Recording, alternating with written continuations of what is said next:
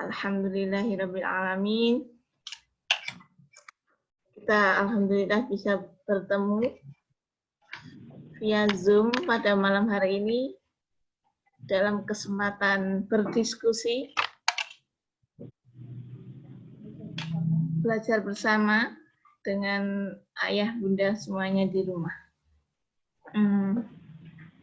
Sebelum kita memulai acara kita pada malam hari ini, marilah kita buka acara kita dengan membaca surat Al-Fatihah dan dilanjutkan doa sebelum belajar.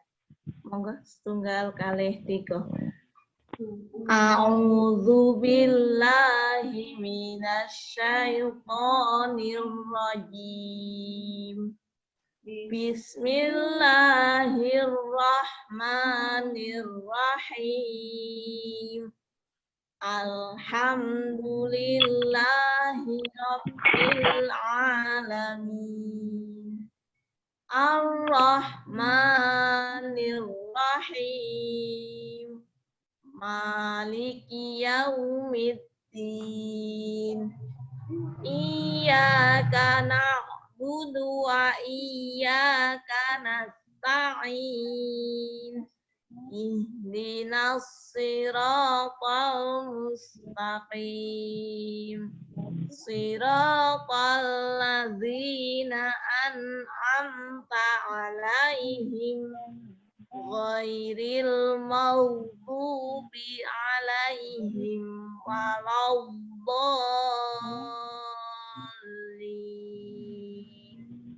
Amin.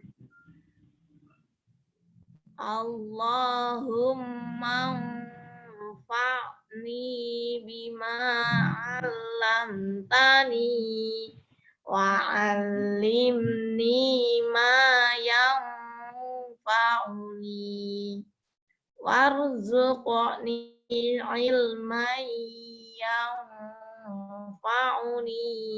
Amin.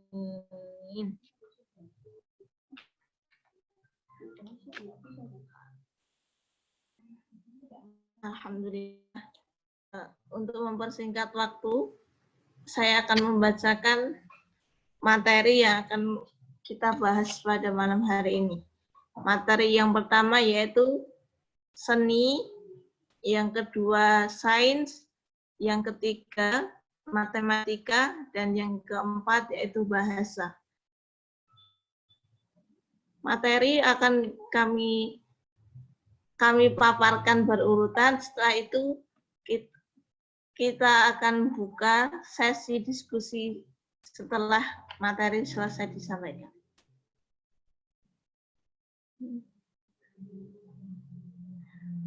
Untuk materi yang pertama yaitu belajar seni yang akan disampaikan oleh Ustadzah Ruli. Monggo Ustadzah Ruli kami persiapkan. Halo.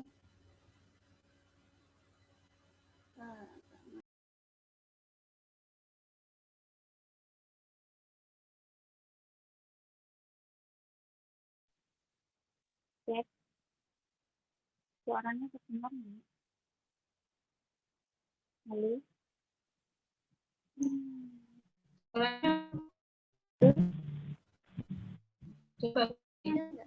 Hah? Ya. Oke. Ya. Ini harus dua perangkat karena headsetnya kita bermain. Assalamualaikum warahmatullahi wabarakatuh.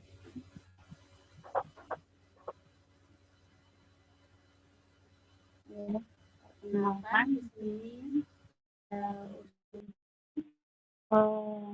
ingin sharing pada Bapak Ibu masalah dengan seni ya. Langsung saja kita bahas dulu ini.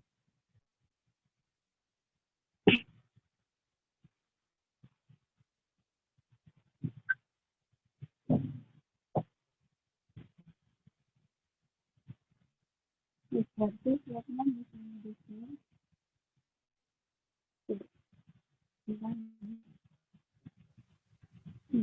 Di sini kita akan membahas bermain seni pria. Apa itu seni pria? Menurut ya, yang pertama,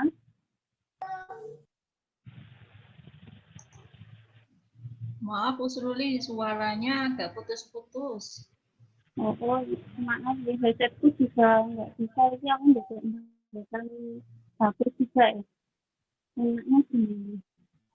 Mohon maaf ya, Bapak Ibu. Ini HP pun kalau pakai ini ini laptop kedengaran nggak? Malah jelas, Hah? malah lebih jelas. Oke, berarti HP tak matikan aja. Iya. Oke, lanjut ya. Slide Dan selanjutnya terus. mungkin Ini juga supaya suara jelas, video saya matikan aja ya. Mohon maaf. Ya. Apa itu seni? apa itu sih? Seni adalah Seni adalah sebuah proses penyaluran diri melalui ekspresi dan kreativitas. Seni bagi anak usia dini merupakan media untuk mengetahui dan memahami dunia sekelilingnya. Melalui seni, anak memiliki kesempatan untuk terlibat aktif dengan cara menggali, mengekspresikan, dan mendatangkan pemahaman mereka melalui cara yang menyenangkan.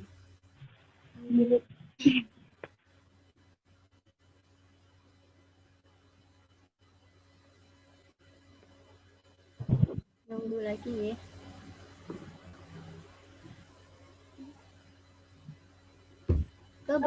Kebebasan anak berekspresi inilah kunci utama yang mendukung tumbuhnya kreativitas, sehingga harus dipastikan bahwa guru atau orang tua tidak terlalu banyak memberi instruksi, biarkan anak menghasilkan karya secara bebas sesuai dengan ide dan kreativitasnya. Lanjut. Apa itu seni kriya? Seni kriya merupakan bagian dari kegiatan seni. Seni kriya adalah kegiatan menghasilkan karya seni menggunakan tangan melalui beragam media seni. Melalui seni kriya ini, anak identifikasi, membangun, dan menghubungkan antara pengetahuan, minat, dan pengalaman, dan kemudian mengekspresikannya melalui sebuah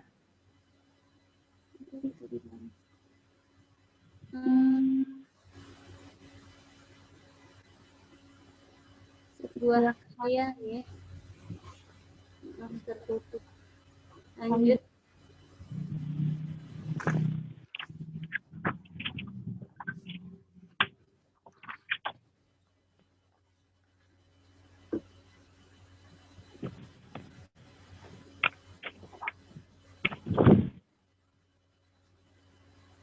Slide selanjutnya. Mungkin baru dalam perjalanan.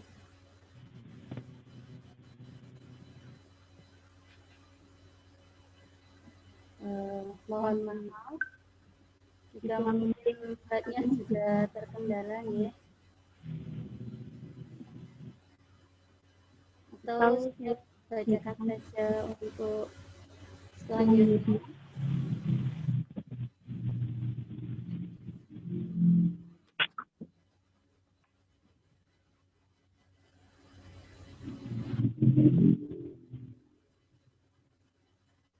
Ya. yang Oke, lanjut. Mengapa seni kriya penting bagi anak? Sebab seni kriya memberikan pengaruh positif untuk seluruh aspek perkembangan, termasuk perkembangan konsep diri, kemampuan kerjasama, kolaborasi, identitas budaya, dan apresiasi.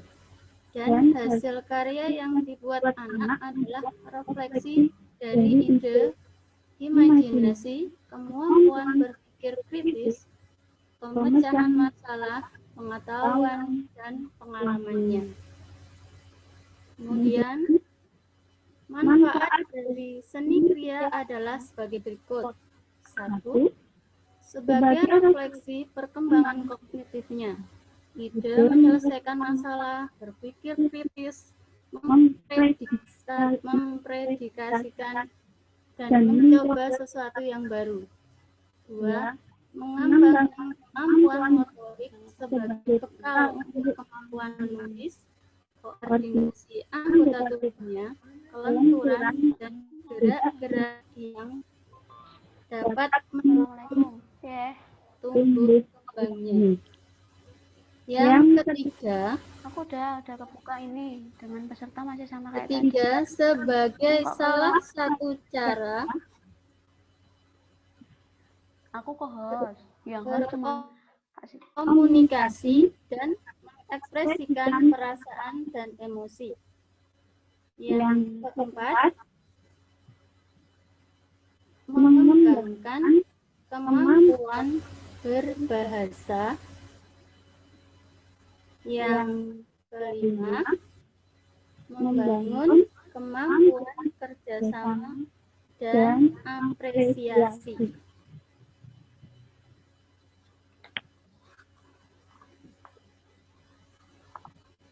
Kegiatan seni seperti apa yang cocok dilakukan di rumah? Kegiatan seni yang dapat sebagai penyalur emosi-emosi pada anak dengan cara positif. Tetapi kegiatan seni kriya yang dilakukan di sekolah maupun di rumah sebaiknya dilakukan berbasis proses, bukan berbasis hasil. Kegiatan seni berbasis proses membantu anak menyalurkan emosi-emosi melalui karya, sehingga meminimalisir masalah-masalah emosi yang sedang dialami anak. Sedang kegiatan seni berbasis hasil memberikan tekanan pada anak apabila anak tidak dapat mencapai hasil yang diinginkan.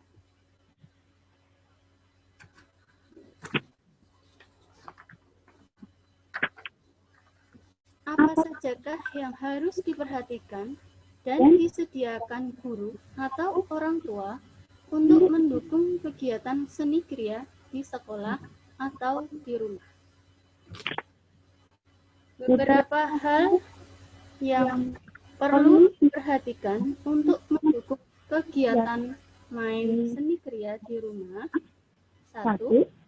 Ciptakan lingkungan rumah yang menarik minat anak untuk berkreasi. 2. Tata alat dan bahan yang menarik sehingga terlihat oleh anak mudah dijangkau. Sediakan alat-alat yang beragam di sekitar rumah, baik berwarna, fungsi, tekstur, ukuran, bentuk, buatan pabrik, bahan alam, dan alat rumah tangga. 4. Guru atau orang tua memberikan anak kebebasan untuk berkreasi. 5. Guru atau orang tua memastikan suasana yang nyaman, santai, dan mengasihkan ketika anak sedang berkreasi. Misalnya, aneka warna dan bentuk gunting, kertas lipat yang bermacam-macam warna dan ukuran, plastisin yang berwarna-warni, berbagai macam-macam gambar untuk diwarnai, dan sebagainya.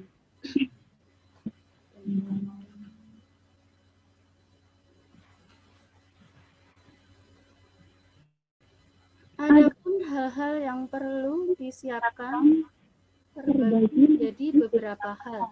Yang pertama, alat dan bahan. Alat dan bahan bisa beragam pilihan, misalnya gunting, lem, penggaris, dan lain sebagainya.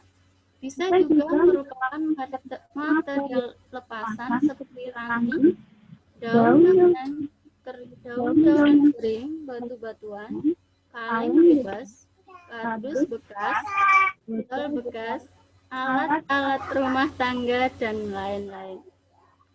Yang kedua, masalah media. Media berkarya seni bisa menggunakan beragam pilihan. Misalnya untuk melukis dapat menggunakan kapur, krayon, pensil warna, spidol, cat air, cat poster, kertas warna-warni, pewarna makanan, tepung-tepung, dan lain sebagainya. Yang ketiga, masalah objek. Objek yang digunakan untuk berkarya seni juga dapat menggunakan beragam pilihan. Misalnya lukis di kertas, di kardus-kardus bekas, di batu, di pohon, di kain, pasir, dan lain-lain.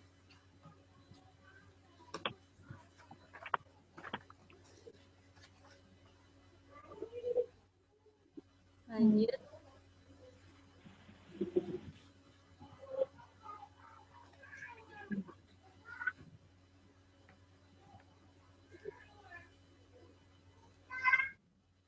Bentar ya.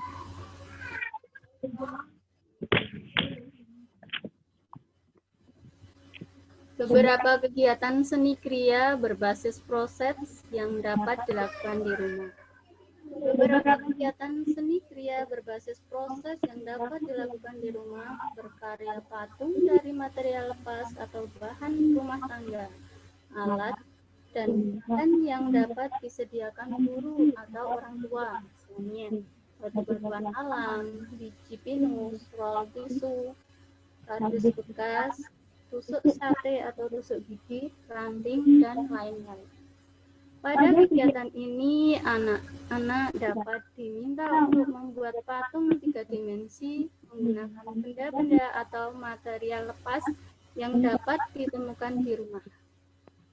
Bermain dengan balok-balok, anak dapat menghasilkan sebuah karya seni dengan menggunakan balok-balok sebagai pilihan alat main atau alat main guru atau orang tua dapat menyediakan patung, potongan kayu, triplek atau papan, spons, lego, bekas, tutup botol gelas atau botol plastik, kardus-kardus atau box, dan lain-lain.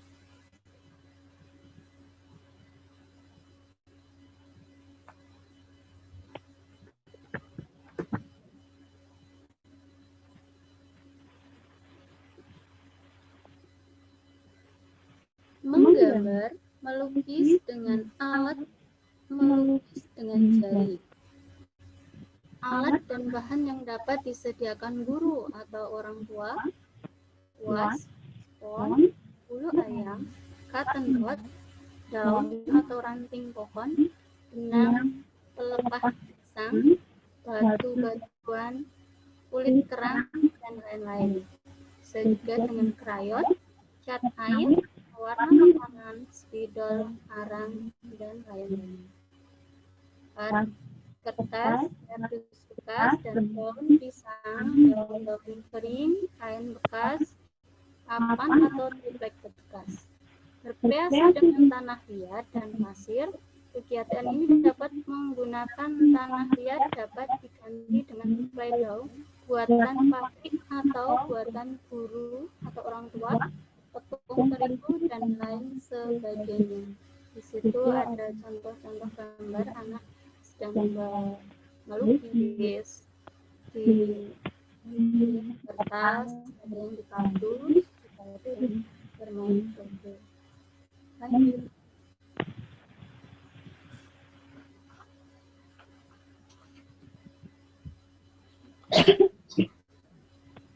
Hal-hal apa sajakah yang harus guru atau orang tua lakukan ketika anak sedang membuat seni kriya. Dalam seni kriya, guru atau orang tua hendaknya merespon positif ketika melihat anaknya tertarik dan memulai aksinya. Berikut beberapa hal yang dianjurkan untuk dilakukan orang tua. 1. Dampingi anak. 2. Sepakati aturan dalam bermain, misalnya berbagi bahan dengan teman, adik, atau kakak. Bergantian menggunakan alat dan bahan, dan beres-beres setelah bermain. Kemudian, berikan pujian sesuai dengan yang anak kerjakan. Gunakan kalimat positif jika komunikasi dengan anak.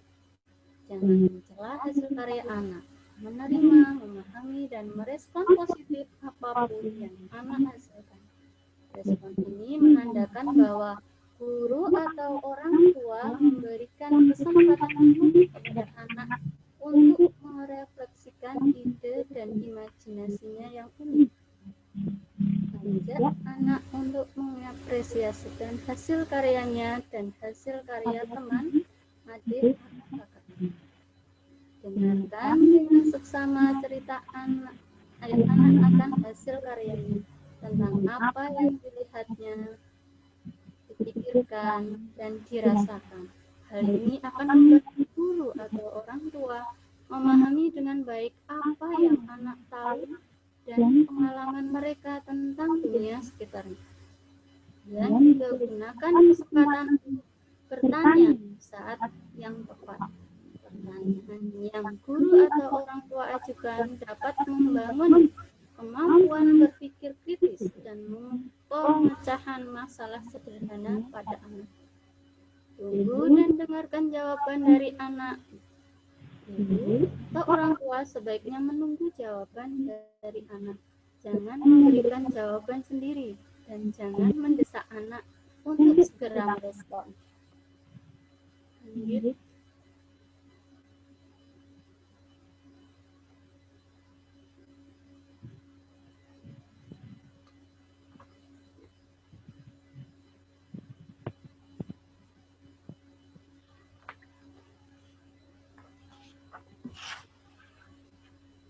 Pertanyaan-pertanyaan dan kalimat-kalimat yang dapat diajukan guru atau orang tua ketika mendampingi anak di kegiatan seni kriya. Ketika mendampingi anak bermain musik dan gerak, guru atau orang tua sebaiknya merespon positif, memberikan pertanyaan-pertanyaan, dan menjalin komunikasi yang interaktif. Hal ini diperlukan agar kemampuan berpikir kritis, order thinking, atau kemampuan memecahkan masalah sederhana, kemampuan menyampaikan pendapat dan ide terbangun dengan baik. Beberapa contoh pertanyaan dan kalimat penguat yang dapat diajukan guru atau orang tua untuk mengembangkan hal-hal di atas adalah sebagai berikut. Misalnya, warna hijaunya sangat terang. Campuran warna apa saja yang digunakan? Oh,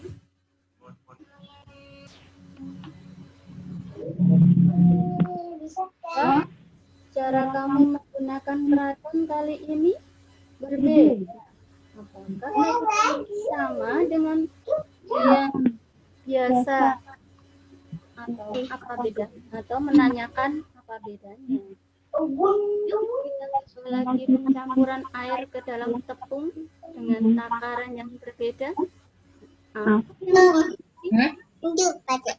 Oh, bisa juga. Kita coba menggambar menggunakan alat lainnya yuk. Kita lihat apa yang terjadi. Yuk kita coba kemarin 7 dan lain sebagainya. Mungkin itu yang bisa saya sampaikan. Nanti bisa saling sharing. Mohon maaf atas segala kekurangan ya dari saya. Terima kasih. Sementara ya saya tutup aja. Assalamualaikum warahmatullahi wabarakatuh. Bisa dilanjut materi selanjutnya. Ibu awas lo malah kecil.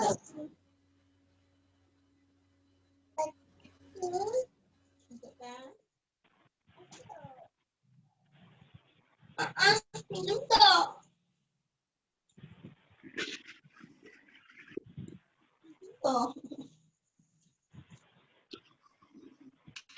Oke, terima kasih Usruli.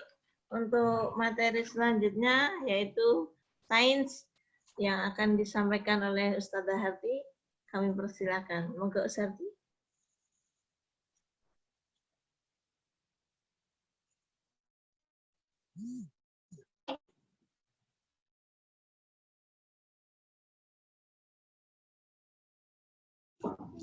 Baik, Bapak Ibu semua.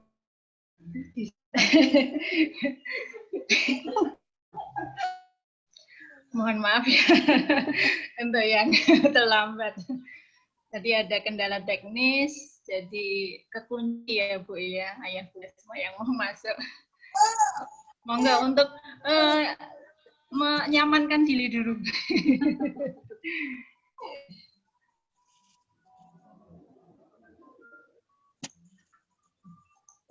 Tadi Zoom-nya itu kunci, jadi nggak ada yang bisa masuk. Di Zoom itu Pak. Baik. Assalamualaikum warahmatullahi wabarakatuh.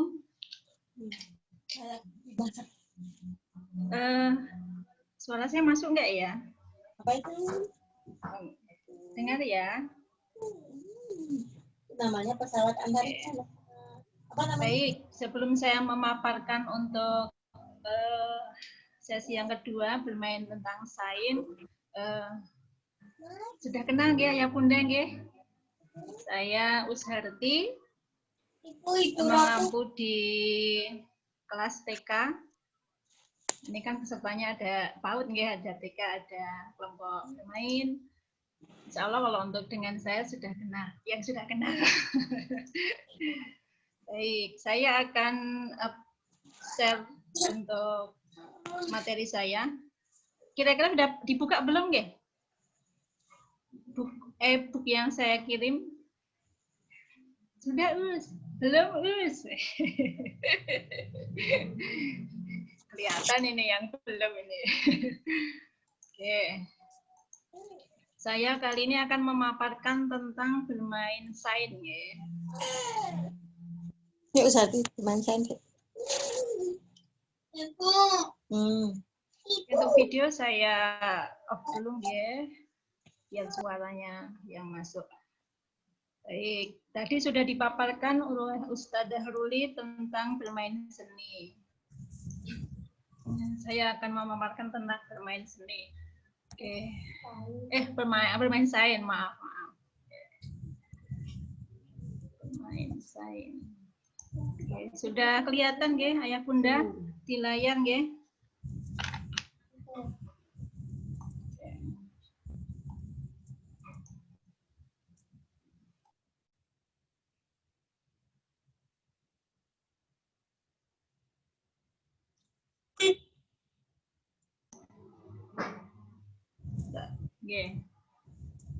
Oke. Bermain sains. Kalau kita mendengar kata bermain, pastinya adalah kegiatan yang menyenangkan. Begitu ya Ayah Bunda ya. Kemudian berkata sains, mendengar kata sains, kira-kira apa yang ada di benak kita? Pasti kita pernah mendengar ada Olimpiade sains. Pasti anak-anak pandai-pandai ya, cerdas-cerdas ya, pasti kritis, kreatif seperti itu. Nah, dalam kesempatan kali ini, kenapa kita mengenalkan sains ke anak-anak? Nanti kita akan sains di sini diartikan sebagai sebuah peningkatan pengetahuan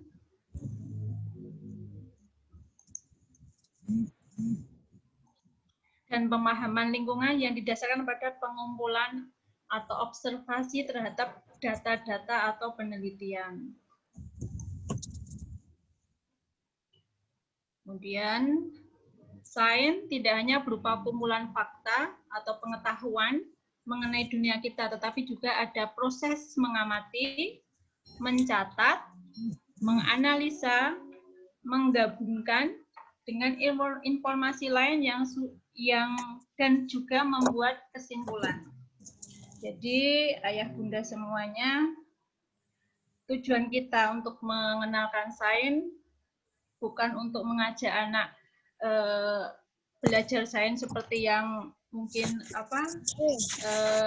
seperti yang mungkin kita lihat sains itu susah, kayak harus melakukan penelitian-penelitian, nah seperti itu. Tapi untuk anak-anak, jadi kita hanya mengenalkan sains dengan harapan, dengan mengenalkan sains akan menumbuhkan sifat kritis, keingintahuan, teliti, mengeksplorasi untuk mencari jawaban, dan belajar berpikir teratur dengan kegiatan-kegiatan eksperimen sederhana yang tentu menyenangkan, karena dikemas dalam sebuah kegiatan bermain. Maka kalau kita mengenalkan sains kepada anak, kita tidak akan mencari benar atau salah sebuah eksperimen itu. Tetapi kita akan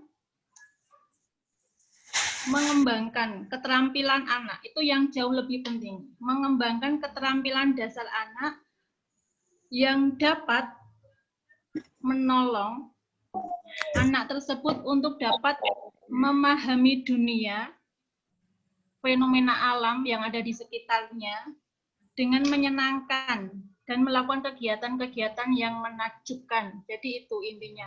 Kita mengenalkan sains ke anak, tujuannya seperti itu. Kemudian, baik, untuk tujuan secara garis besar akan saya paparkan. Jadi intinya kalau kita mengenalkan sains ke anak, itu ada proses-proses sains yang akan kita kenalkan ke anak. Dalam proses sains itu ada tahap-tahapannya, dari anak mengamati, mencatat, menganalisa, kemudian menggabungkan informasi dengan yang baru dia dapat dengan informasi yang lain, kemudian belajar untuk menyimpulkan dan belajar mengkomunikasikan. Jadi hasil temuan anak tersebut. Misalnya, anak sedang, kita cari kegiatan yang simpel aja ya Bunda. Misalnya kita mengamati pohon pisang. Kegiatannya sangat simpel. Anak-anak diminta mengamati, kemudian mencatat, mencari informasi. Misalnya kita gali dengan bertanya, apa warnanya, bagaimana bentuknya, bagaimana bentuk pohonnya, kemudian bagaimana daunnya, apa yang ada dalam kegiatan mengamati itu kita gali semuanya. Kemudian anak-anak akan belajar untuk menganalisa dengan informasi yang dia dapat sebelumnya, kemudian dengan proses pengenalan sains kita. Jadi anak-anak akan belajar untuk menggabungkan informasi tadi, kemudian dia akan menyimpulkan, belajar menyimpulkan. Oh, pohon pisang itu seperti ini, warnanya ini, tanamannya seperti ini, batangnya, teksturnya seperti ini, tumbuhnya di sini, dan sebagainya. Jadi seperti itu proses sains. Kemudian untuk tujuan sains,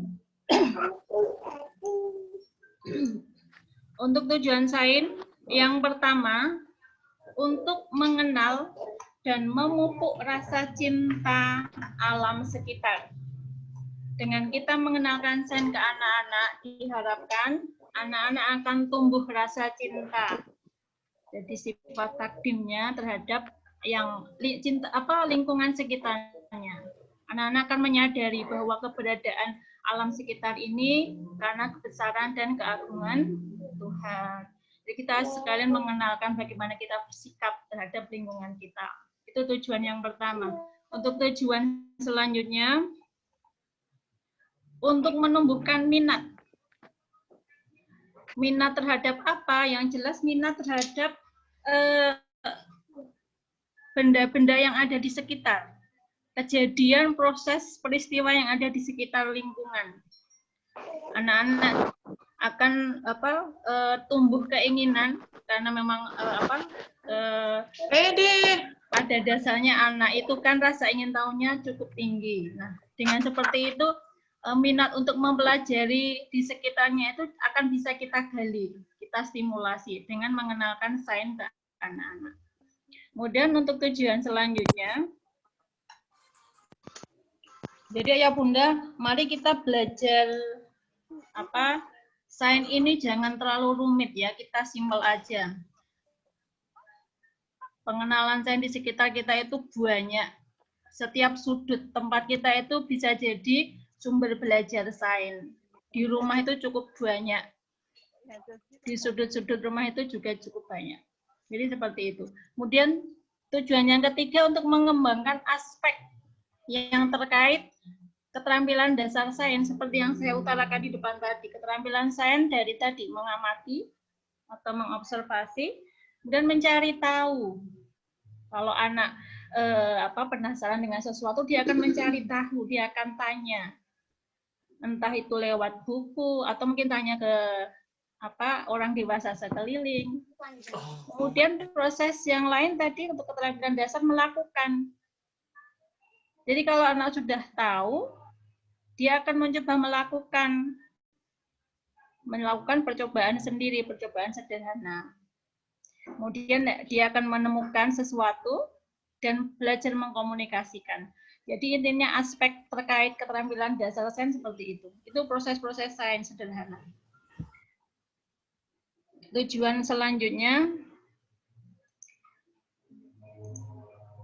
mengembangkan rasa ingin tahu. Ini sudah jelas ya. Mengembangkan rasa ingin tahu, tekun, terbuka dalam arti dia akan mau menerima dengan alternatif pendapat yang berbeda. Kemudian kritis, dia akan selalu bertanya untuk menemukan jawaban yang dianggap bisa memuaskan dirinya. Kemudian dia akan bisa bertanggung jawab, bekerja sama, dan mandiri. Untuk tujuan yang kelima, dengan pengenalan sains ke anak-anak, diharapkan anak-anak akan dapat menggunakan teknologi sederhana di sekitar kita dan konsep sains untuk memecahkan masalah. Jadi anak-anak akan kreatif, mungkin dengan solusi A mungkin belum berhasil, dia akan mencoba untuk mencari solusi yang lain, solusi B, solusi C, dan selanjutnya. Itu tujuan kita mengenalkan sains ke anak-anak. Misal dalam keseharian, kalau dalam gambar itu kita bisa lihat anak-anak sedang memindahkan bata. Nah, dengan seperti itu, anak-anak akan belajar membandingkan bagaimana kalau membawa bata itu mungkin dengan semacam apa ya itu ya. Mungkin katrol atau apa itu ya. Nah, itu mungkin berbeda dengan kalau dia membawa batu dengan mengangkat sendiri. Nah, seperti itu. Untuk ruang lingkup sains itu ada 3. Yang pertama, sains fisik. Anak diajak untuk mengenal wujud dari fisik benda. Misalnya anak diajak untuk mengamati bentuk roda. Dia mungkin lagi berjalan, kemudian melihat ada kendaraan. Kita akan belajar mengenalkan sains fisik di situ. Anak belajar mengenal ciri benda. Roda itu bentuknya apa, warnanya apa, terbuat dari apa, bagaimana bergeraknya, kemudian apa perubahannya, mungkin beratnya. Nah, dari situ tuh, ayah bunda semua, simple sebenarnya. Simple untuk mengenalkan sains ke anak-anak. Lingkup sains yang selanjutnya, yaitu makhluk hidup. Sains makhluk hidup. Anak mengeksplorasi tentang makhluk hidup. Makhluk hidup itu yang dimaksud ada 3, nggih, manusia, hewan, dan tanaman. Misalnya apa?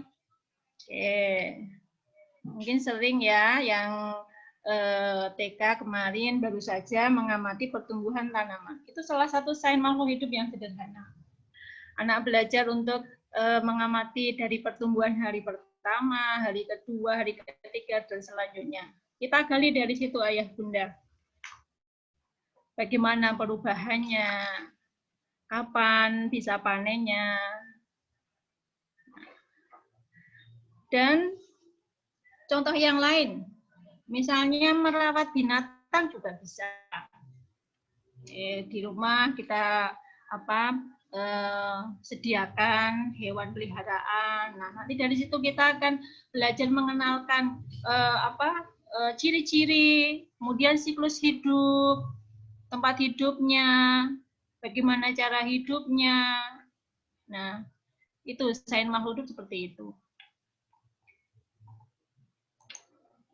Untuk yang ketiga yaitu sains bumi dan lingkungan. Ini topiknya tentang alam semesta. Mungkin kalau alam semesta terlalu jauh ya, mungkin kalau untuk anak usia dini mungkin lingkungan sekitar aja yang ada di sekitar anak-anak. Mungkin yang bisa dialami langsung oleh anak-anak. Misalnya mungkin sekarang kondisi lagi musim hujan, kita bisa mengenalkan ke anak-anak bagaimana proses terjadinya hujan. Mungkin dia melihat pelangi, kenapa bisa ada pelangi. Jadi intinya Bapak Ibu semua, kalau kita menggali sains ke anak-anak, silahkan gunakan pertanyaan yang terbuka. Pertanyaan terbuka itu yang bagaimana? Pertanyaan yang intinya menggunakan prinsip 5W 1H. Apa itu 5W 1H ya? 5W 1H itu adalah pertanyaan yang menggunakan kata yang pertama what. Apa itu what? Apa? Ya apa? Iya. What? Apa? Jadi silahkan kalau memberi pertanyaan ke anak-anak, menggali pengetahuan ke anak-anak, tanyakan dengan apa yang kamu rasakan jika kamu kedinginan? Bagaimana yang kamu rasakan bila hujan seperti ini? Apa yang terjadi kalau kamu nanti hujan-hujanan main saat hujan-hujan? Nah, gunakan kata itu. Kemudian buat W yang kedua. W yang kedua yaitu who. Who itu artinya siapa? Nah, kita gali ke anak-anak. Siapa yang menciptakan tanaman? Siapa yang membuat roda? Siapa yang bisa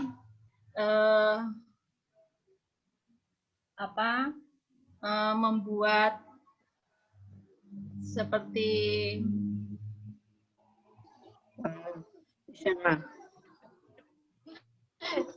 Ini nggak ada suaranya sih. Maaf, kenapa? Suara saya hilang? Ya, Bunda? Enggak tahu? Bisa lanjut, nggih? Oke, baik. Tadi ruang lingkup 5W ya tadi ya. Dan W yang ketiga. W yang ketiga yaitu when. When itu kapan.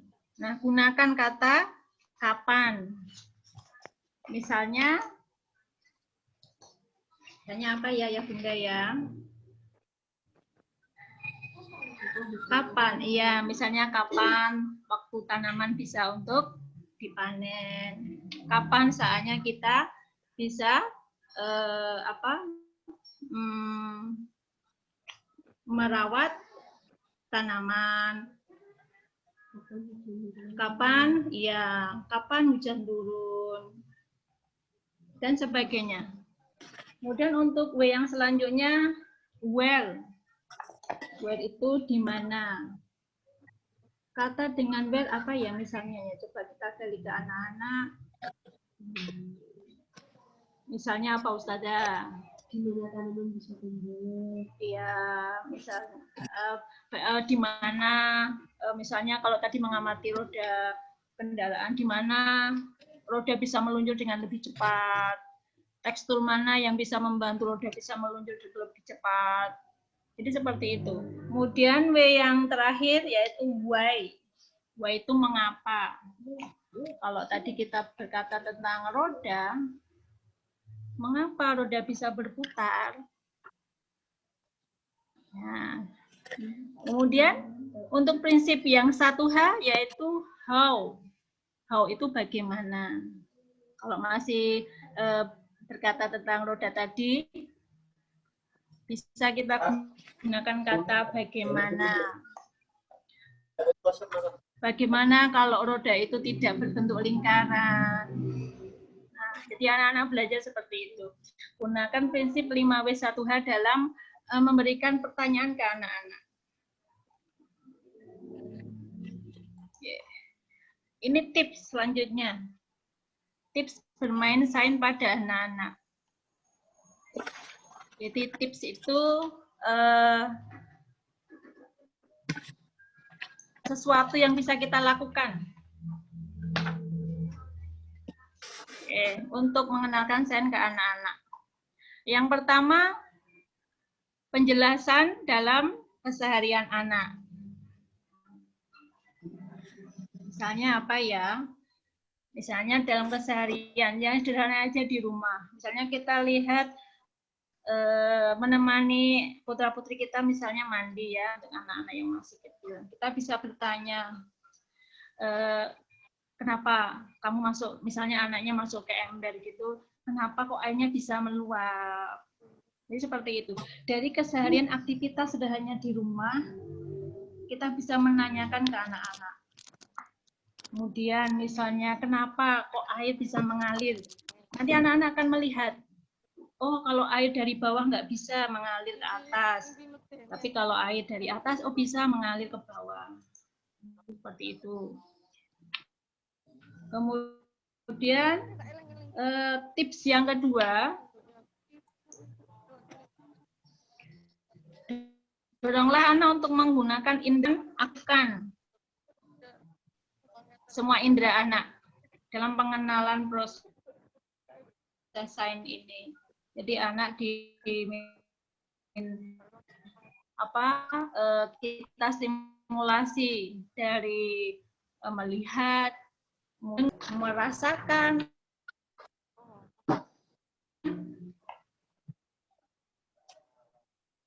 meraba, menyentuh. Nah, jadi indera anak silakan kita aktifkan semua. Kita mengenalkan buah-buahan. Ya kita minta anak untuk menggambarkan bagaimana teksturnya. Tekstur kita pegang ya Bunda ya, jadi biar tahu dipegang. Bagaimana baunya. Rasanya pasti akan dirasakan dengan indera pengecap. Kemudian bagaimana bentuknya. Itu untuk tips yang kedua. Untuk tips selanjutnya, untuk mengenalkan sains ke anak-anak, dengan belajar sains dari buku yang menarik. Ini mungkin secara umum, tidak hanya untuk sains. Kita mengenalkan ke anak-anak dengan media buku, memang sebaiknya carilah buku yang menarik. Jangan terlalu banyak narasi atau teks. Carilah yang banyak gambar yang menarik, dari warna, kemudian mungkin kemasannya. Jadi anak akan apa toh ini Bu, apa toh ini. Nah, jadi seperti itu anak akan rasa ingin tahunya itu nanti akan tergali. Nah, dari membaca buku, ya mungkin kalau untuk anak usia yang masih kecil, mungkin dari membaca gambar. Nanti kita yang membacakan. Nah, setelah itu anak akan penasaran. Nah, kita ajak anak bereksperimen. Ajak anak dengan bereksperimen untuk tips yang keempat. Misalnya, anak lagi mewarnai. Nah, coba kalau warna ini digabung dengan warna ini nanti jadi apa ya?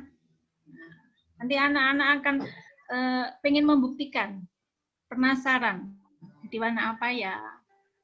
Kalau di gambar itu ada permen warna. Nah, anak-anak senang sekali itu. Nanti habis selesai terus dimakan.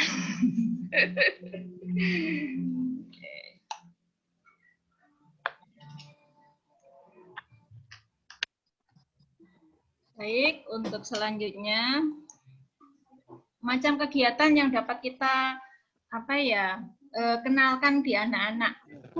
Di rumah aja yang sederhana ya Bunda. Misalnya apa? Bermain dengan buah, seperti yang saya utarakan di depan tadi, bermain dengan buah, sains fisik, mengaktifkan segala indera. Jadi intinya kita banyak bertanya ya Bunda, biar anak kritis.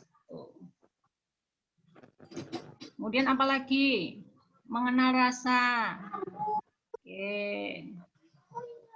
Ini dengan berbagai macam rasa, kita mengenalkan ke anak-anak. Ini rasanya apa? Ini rasanya apa? Kamu lebih suka yang mana? Kamu bisa menemukan rasa ini pada apa aja? Contohnya seperti itu. Apalagi yang bisa kita berikan kegiatan di rumah, bermain menanam dalam pot. Nah, ini juga sudah saya singgung di awal tadi, misalnya mengamati pertumbuhan tanaman. Kemudian bermain merawat tanaman. Anak-anak diajari selain sebagai wujud bersyukur kepada Tuhan, anak-anak juga diajarkan bagaimana sih merawat tanaman yang benar, yang baik. Ya, Apalagi yang bisa kita berikan kegiatan di rumah, bermain mengocok telur. Nah, ini mungkin anak-anak penasarannya, kok bisa jadi banyak ya, kemudian berbusa ya. Jadi intinya ya Bunda, memang tidak semua aktivitas di rumah itu kita bisa kenalkan ke anak-anak, karena kita sesuaikan dengan usia anak ya Bunda ya. Kita menjelaskannya dengan bahasa anak juga. Jadi sesuaikan dengan usia. Ini ada lagi bermain membuat susu. Jadi ini anak belajar tentang larut dan tidak larut. Mungkin dengan yang lain juga bisa tidak harus susu. dipikir kayak mana. Dan ini ada rambatan warna. Nah, ini juga hampir sama dengan kegiatan yang mewarnai tadi. Anak-anak belajar tentang percampuran warna. Kemudian belajar tentang kapilaritas. Misalnya kalau kita dulu itu, kalau pakai kompor minyak kok bisa nyala gitu. Sekarang nggak ada ya kompor ya. Kayak gas semua. Ini melayang. Ini telur ya, telur ayam. Ini sangat sederhana ya Bunda. Jadi mengenalkan beberapa jenis. Ayam bukan Bo. Ini dengan larutan garam. Tuh, nanti dengan ukuran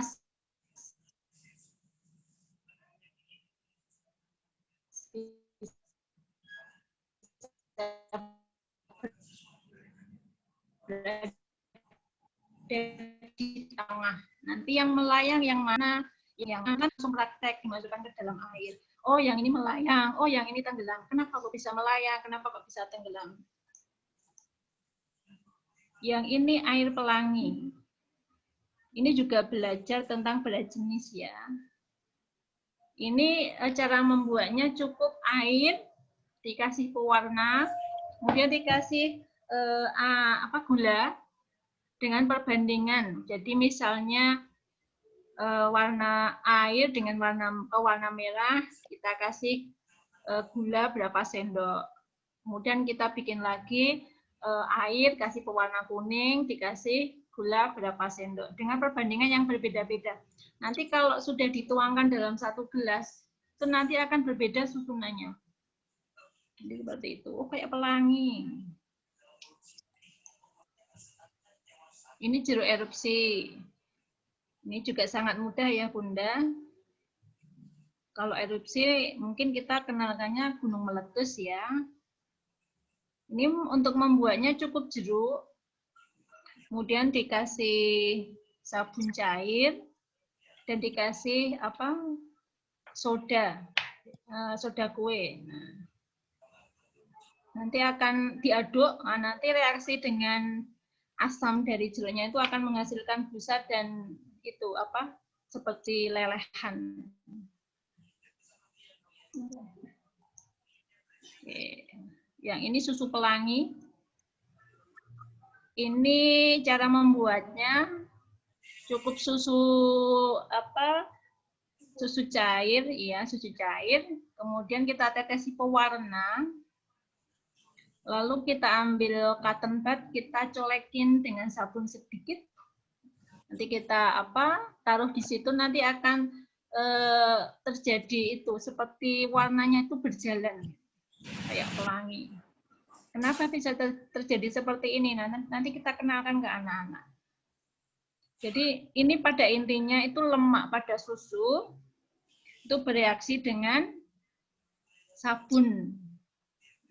Nah, nanti yang akan diikat molekul lemaknya itu nanti hasilnya warnanya akan terpisah seperti itu. Ini permen pelangi. Ini juga seperti yang saya singgung di depan. Ini belajar tentang bahwa permen warnanya itu bisa larut dalam air. Nah, dengan dibuat seperti itu, nanti anak-anak akan tahu, oh warnanya bisa larut. Nanti akan hilang semua warnanya. Lalu warnanya kemana? Oh ternyata warnanya bisa larut di air. Nah, susunannya itu yang bisa jadi cantik itu. Nah, itu beberapa contoh kegiatan sains yang bisa kita stimulasikan di rumah ayah bunda, sangat sederhana. Itu baru sedikit, tentu masih banyak lagi.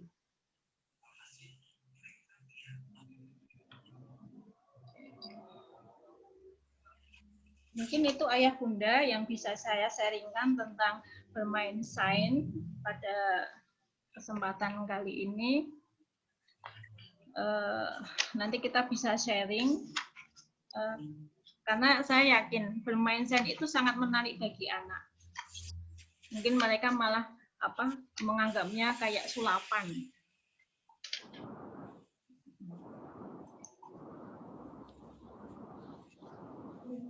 Oke. Ya. Terima kasih ayah bunda, biar tidak bisa menghemat waktu, bisa langsung dilanjut aja Ustazah. Oh iya. Biar Baik. Oke, terima bisa kasih. diskusi nanti. Terima kasih Ustati atas paparan sains pada malam hari ini.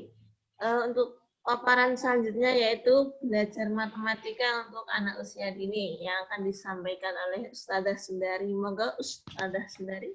Baik, terima kasih Us Yulia.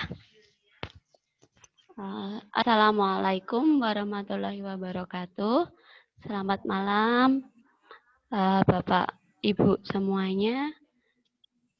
Baik, tadi kita sudah belajar tentang sains bersama Usharti. Nah, sekarang berganti bermain matematika yang menyenangkan dengan anak di rumah. Mengingat kita dalam masa seperti ini, jadi anak-anak lebih banyak waktunya di rumah.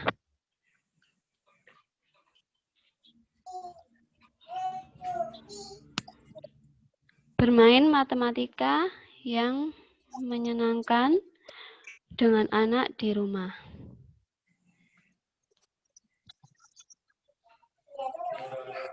Bermain matematika bagi anak usia dini merupakan kegiatan yang dirancang untuk mengenalkan konsep-konsep matematika permulaan dengan cara bermain yang menyenangkan.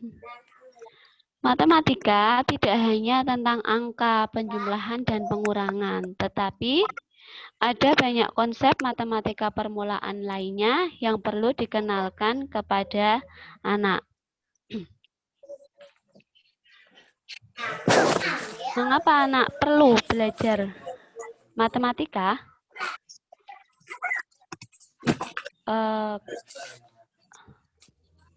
Belajar matematika itu diperlukan bisa diajarkan dari usia dini karena akan membantu anak memiliki life skill kecakapan hidup di masa depan. Hampir semua aspek kehidupan manusia berhubungan dengan matematika. Contohnya kayak ketika ingin memasak nasi, kita harus mengukur seberapa banyak air yang diperlukan untuk membuat nasi matang dan dengan sempurna. Kompetensi inti yang berkembang pada anak melalui kegiatan main matematika adalah anak mampu memecahkan masalah, menalar, membuktikan, menghubungkan, menentukan alat, dan strategi pemecahan masalah. Yang kedua, mengkomunikasikan pemikirannya dengan menggunakan benda-benda konkret dalam mengenal lambang bilangan. Yang ketiga, anak juga mampu melakukan pengukuran dan membandingkan objek maupun ruang, membandingkan bentuk 2 dimensi dan 3 dimensi, menjelaskan letak dan pergerakan benda. Yang keempat, anak mampu memahami dan membuat pola serta memperkirakan kelanjutan pola tersebut dan mengeksplorasi tentang kemungkinan dalam kehidupan sehari-hari berdasarkan informasi atau data. Lalu, manfaat bermain matematika. Melalui kegiatan bermain matematika yang menyenangkan, sejak usia dini diharapkan mampu untuk membelajarkan anak konsep matematika yang benar dengan cara yang tentunya menarik dan menyenangkan. Sama dengan sains tadi, mengajarkannya juga dengan menarik dan menyenangkan. Yang kedua, menghindari ketakutan terhadap matematika sejak awal. Nah, ini kasusnya saya sendiri. Saya dari dulu itu dengan matematika memang tidak terlalu suka. Jadi mungkin pengenalan di waktu usia dini masih kurang. Yang ketiga, membantu anak belajar matematika secara alami melalui bermain. Yang keempat, menstimulasi aspek perkembangan kognitif anak untuk belajar memecahkan masalah, berpikir logis, kritis, dan kreatif. Kelima, mengenal konsep matematika secara matang sebagai dasar untuk kemampuan membaca anak. Misalnya, kemampuan untuk mengenal bentuk-bentuk yang ada di lingkungan sekitar, memahami posisi kanan, kiri. Nah, membangun aspek sosial emosional. Anak belajar untuk bekerja sama dengan teman atau orang dewasa, percaya diri, mandiri, sabar, serta mampu belajar mentaati aturan main. Nah, ini tadi konsep matematika permulaan yang saya singgung di awal.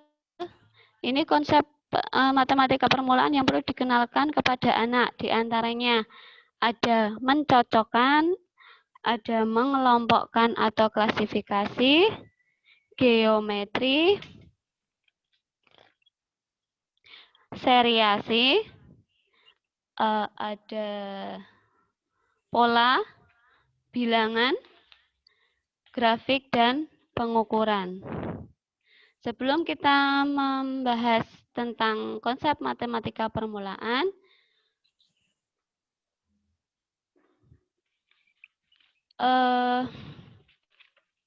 mengenalkan konsep matematika bisa dengan bernyanyi dan bertepuk tangan. Nah, di layar ini ada beberapa lagu tentang angka, ada yang itu bangun pagi, nah itu kita bisa mengajarkan urutan angka 1, 2, 3, 4, 5, 6, 7, 8.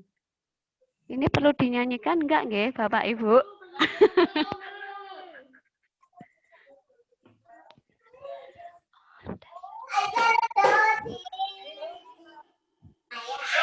Saya nyanyikan yang angka yang paling kanan. Yang paling kanan nggih, yang 1 tegak lurus. Oke.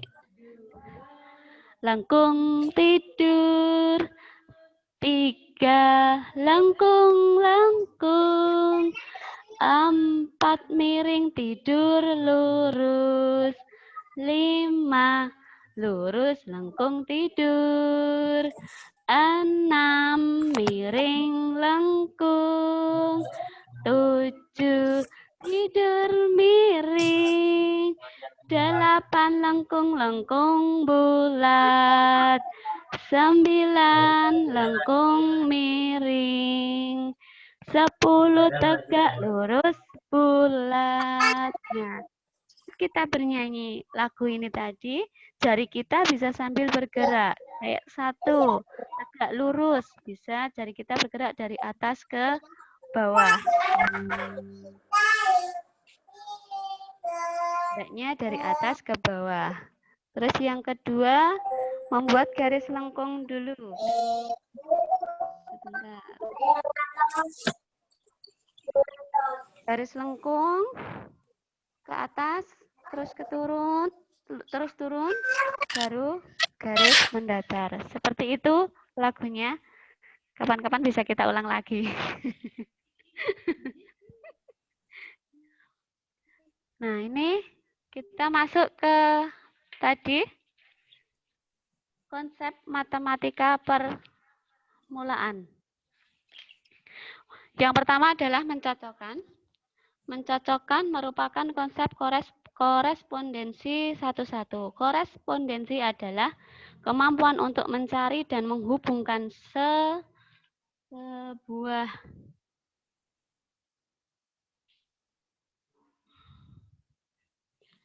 sebuah benda dengan pasangannya. Kemampuan mencocokkan merupakan konsep matematika paling awal yang harus dikembangkan dan merupakan bentuk dasar perkembangan dari kemampuan mencocokkan. Ini contohnya kayak di gambar. Itu ada wadah berwarna biru, ungu, merah, dan kuning. Dan juga ada tutupnya. Nah, nanti kita bisa mengajak anak bermain untuk mencocokkan. Coba mana tutupnya yang berwarna kuning, ditutup di wadah yang berwarna kuning juga. Yang merah juga sama, biru juga sama-sama dengan biru, ungu juga dengan ungu. Yang kedua, mengelompokkan atau klasifikasi. Klasifikasi adalah salah satu proses yang penting untuk mengembangkan konsep bilangan. Mengenal konsep pengelompokan dengan menemukan kesamaan benda atau objek, misalnya berdasarkan warna, jenis, ukuran, bentuk, jumlah, dan fungsi. Contohnya di sini itu ada gambar bumbu dapur. Nah, kita bisa anak untuk mengklasifikasi atau menjadikan satu tempat untuk bawang putih, satu tempat untuk bawang merah, tempat yang lain bisa untuk cabai, bisa untuk pala, dan lain-lainnya. Yang ketiga, seriasi. Seriasi adalah kemampuan untuk mengatur dan memposisikan objek berdasarkan perbedaan dan variasi. Seriasi merupakan kemampuan menempatkan benda-benda dalam satu urutan. Bisa dari urutan dari kecil ke besar atau sebaliknya dari besar ke kecil. Seperti gambar itu. Ada gambar panci. Panci yang paling besar bisa ditaruh di sebelah kiri. Nanti ada yang sedang, ada yang kecil. Atau Kalau di rumah ada tanaman bisa diurutkan dari yang paling pendek ke yang paling tinggi.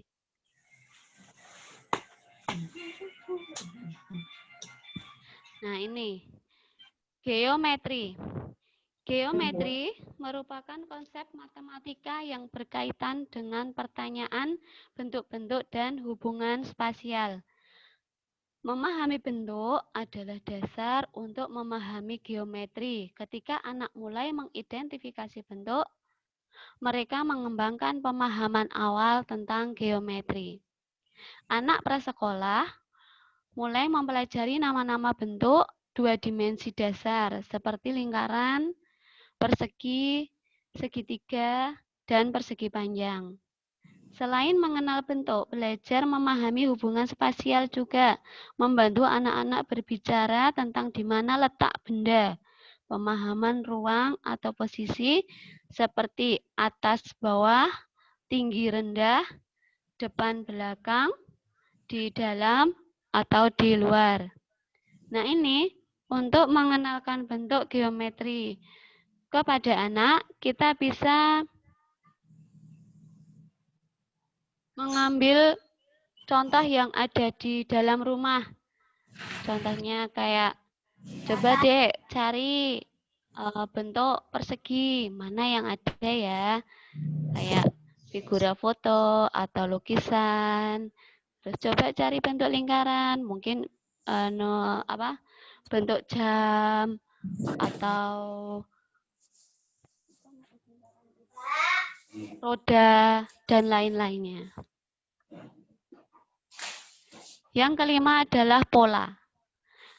Kemampuan mengenali pola mendukung keterampilan matematika. Ini membantu anak membuat prediksi tentang apa yang akan terjadi selanjutnya. Pola yang paling umum adalah pola ABAB. Contohnya kayak merah, kuning, atau sendok, mangkok. Pakai alat-alat yang ada di rumah bisa. Selain pola ABAB, ada juga pola ABC, seperti merah, kuning, hijau, Atau bisa juga seperti gambar yang anak menyusun tutup, gelas, garpu, sendok. Tutup, gelas, garpu, sendok. Seperti itu terus. Itu keteraturan tentang pola. Anak dapat membuat pola menggunakan warna, bentuk, ukuran, atau yang lain yang diulang beberapa kali seperti gambar yang tertera. Yang keenam adalah bilangan. Bilangan, angka, dan berhitung adalah bagian penting dari pemahaman konsep matematika anak. Konsep matematika awal ini membangun fondasi untuk proses matematika permulaan yang lebih kompleks di masa depan. Keterampilan awal anak dalam mengenal angka diantaranya mengenal dan menyebutkan angka, mengurutkan angka, memahami bahwa ketika menghitung setiap angka berhubungan dengan benda atau objek yang dihitung, mengetahui angka yang lebih tinggi, mencerminkan jumlah yang lebih besar. Untuk bilangan,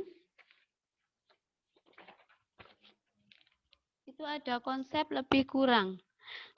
Konsep lebih kurang mengenalkan konsep ini kepada anak merupakan kunci awal untuk memahami konsep penjumlahan dan pengurangan. Gunakan benda-benda yang konkret agar anak lebih mudah untuk mengenal konsep lebih kurang.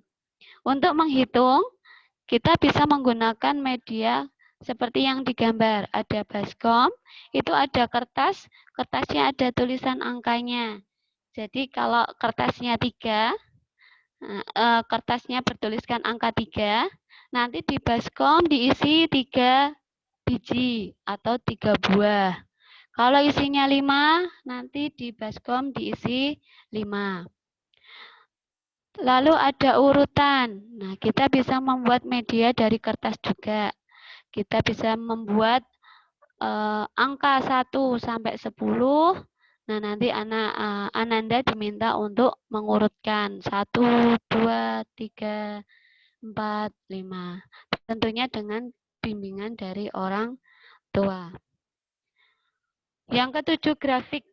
Pengetahuan tentang grafik merupakan konsep matematika yang dapat dikenalkan setelah anak mampu memilih dan mengelompokkan benda.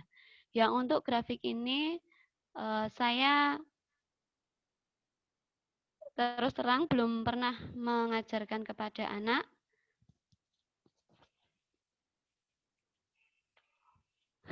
Yang ke-8 tentang pengukuran.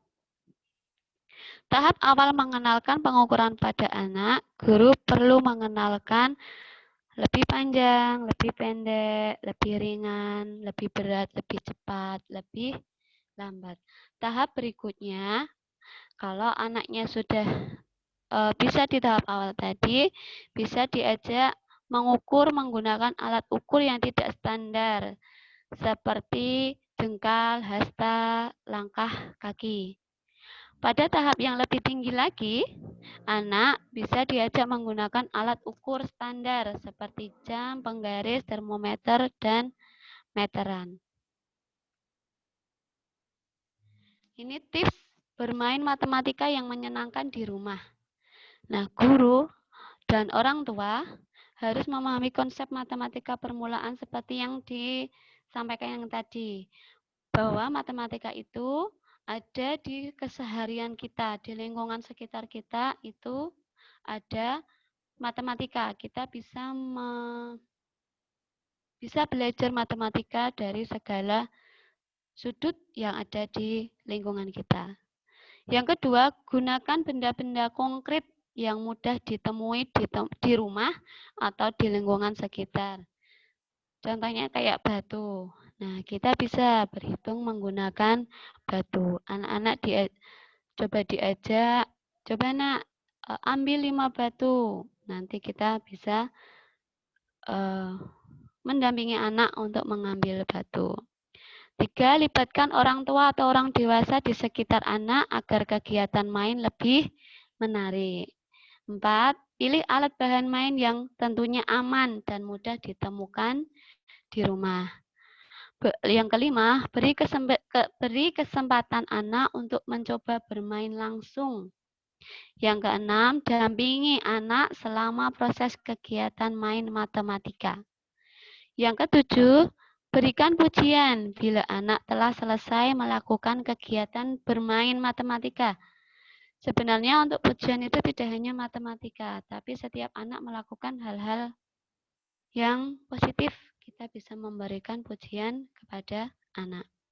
Yang kedelapan, selalu ajak anak untuk menceritakan kegiatan main, apa yang sudah dilakukannya. Jadi kita bisa merecalling, tadi kita main apa ya nak? Coba, tadi kita berhitungnya berapa? Nah, seperti itu.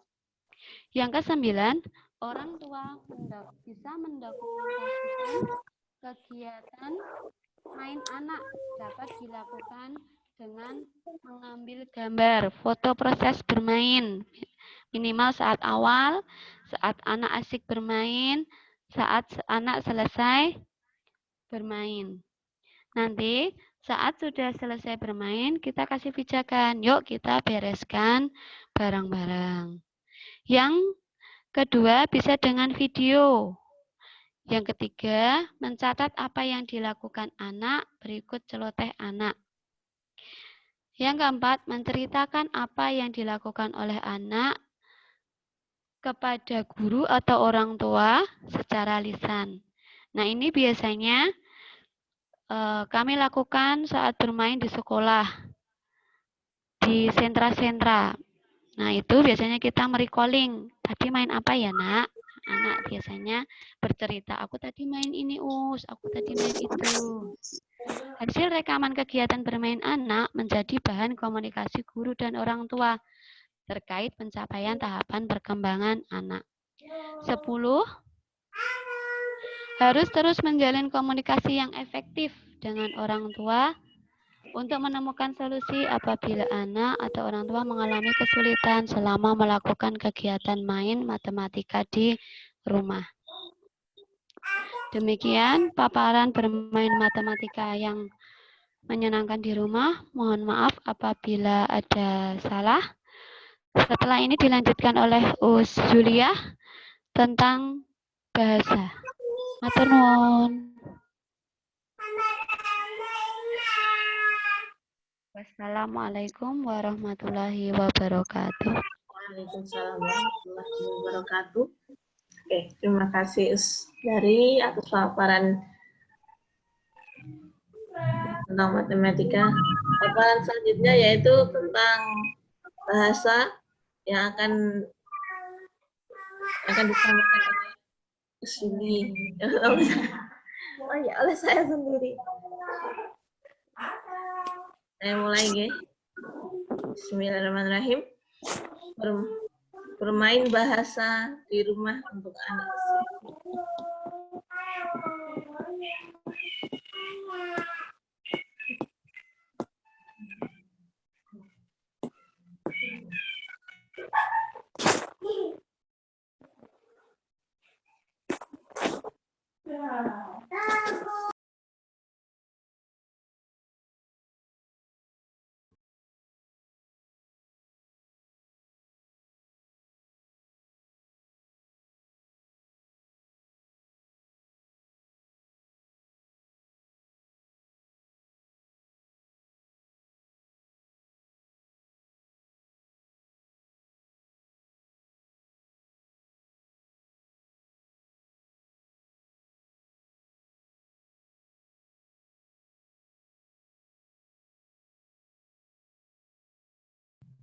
Oke.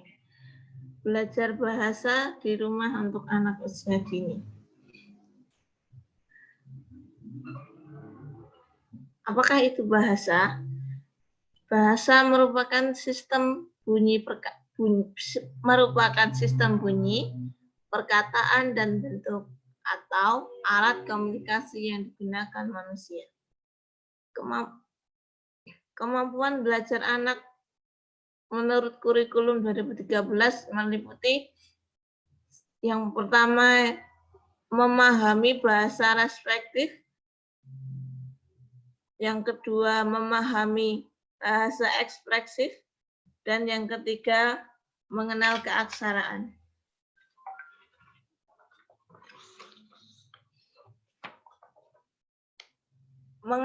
Memahami bahasa respektif yaitu menyimak, mendengarkan, dan membaca.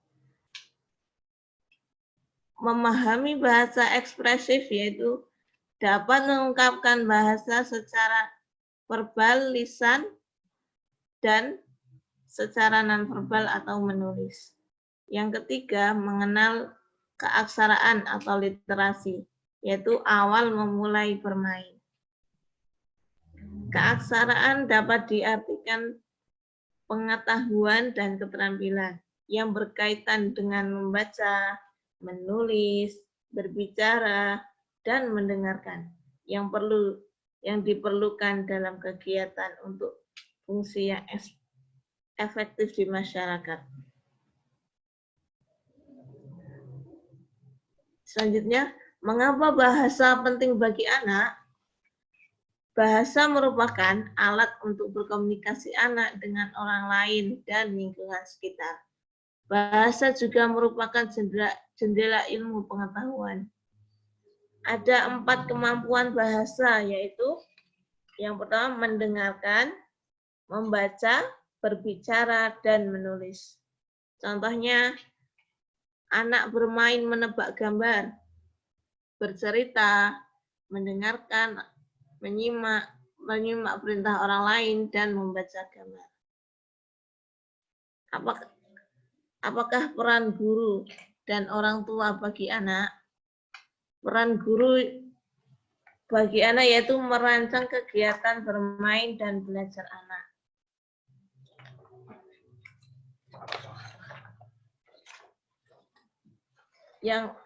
Sedangkan peran orang tua yang pertama yaitu fasilitator, yang kedua mendampingi anak ketika bermain bahasa.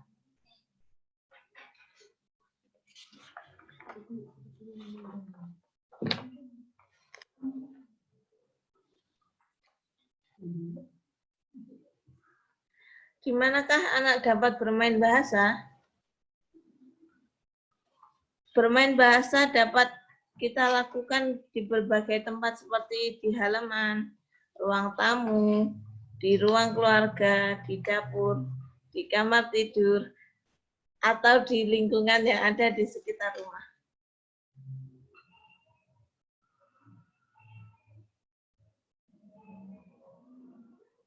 Apa saja yang diperlukan ketika bermain bahasa?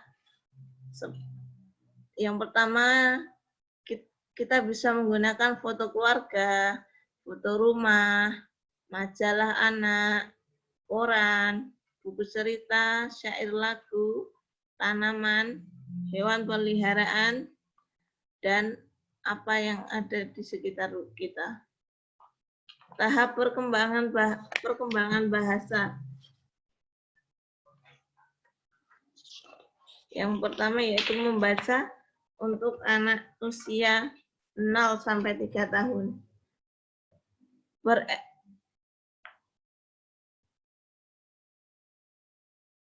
Anak usia 0 sampai 3 tahun biasanya senang bereksplorasi dengan buku, majalah, katalog, dan lain-lain.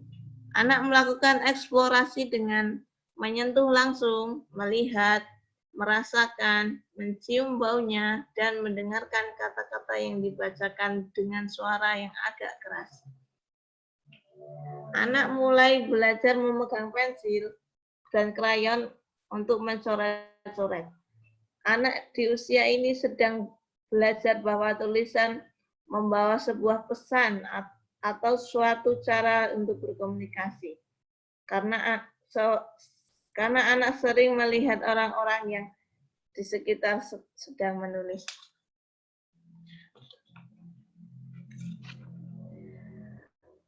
Yang kedua yaitu munculnya keaksaraan pada anak usia 3 sampai 5 tahun. Anak senang dibacakan buku cerita yang disukainya, bahkan seringkali minta dibacakan berulang-ulang. Anak-anak juga senang mengingat syair puisi atau lagu yang memiliki bunyi yang sama. Seperti tok, tok, tok, suara sepatu, sepatu, tok, tok, tok, suara sepatu, sepatuku kulit lembu, ku dapat dari ibu karena rajin membantu. Nah, anak-anak juga suka membuka halaman buku sambil membaca gambar yang tertera pada buku, atau mereka membaca tulisan yang terdapat di buku walaupun tidak sesuai dengan kata-kata yang ada di buku. Yang ketiga yaitu tahap keaksaraan pada anak usia 6 tahun. Pada tahap ini, anak belajar konsep tentang sebuah kata. Anak mulai membaca kata-kata dengan suara keras, menyadari bahwa setiap kata yang tertulis memiliki kata yang diucapkan. Membaca kata demi kata dikenal sebagai petunjuk suara atau penunjuk kata. Ketika kata itu dianggap anak tidak masuk akal, maka anak akan membaca ulang dan mengoreksi sendiri. Selanjutnya, dukungan apa saja yang kita perlukan dalam belajar bahasa.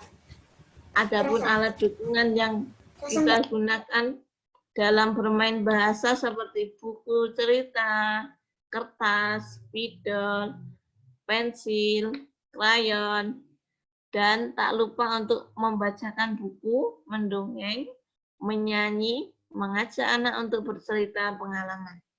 Nah, untuk anak yang usia 6 tahun atau 3 sampai 5 tahun, anak-anak mungkin sudah bisa membaca gambar, sudah bisa menulis,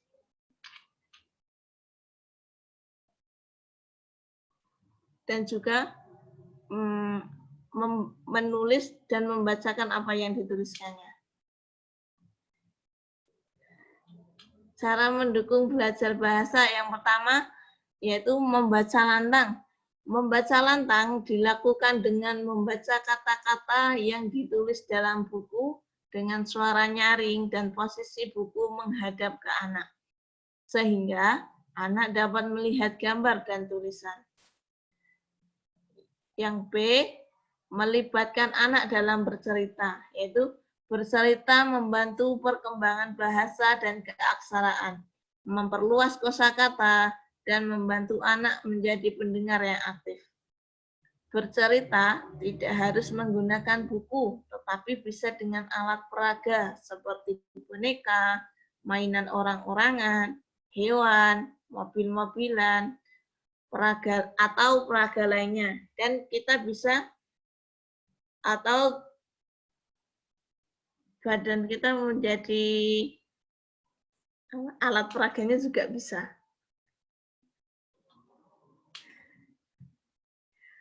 Yang ketiga yaitu menyediakan kegiatan keaksaraan. Jika saat bercerita, orang tua menyediakan buku dan alat tulis, maka saat kegiatan keaksaraan, orang tua memberikan label atau tulisan pada benda yang dijangkau oleh anak.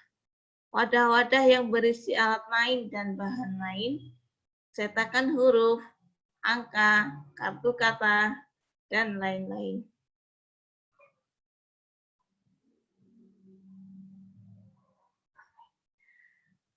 Sekian paparan dari saya, kurang lebihnya saya mohon maaf. Wassalamualaikum warahmatullahi wabarakatuh.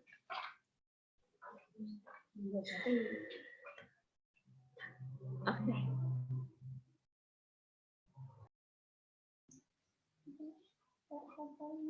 Monggo ya Bunda, untuk sesi terakhir yaitu sesi diskusi.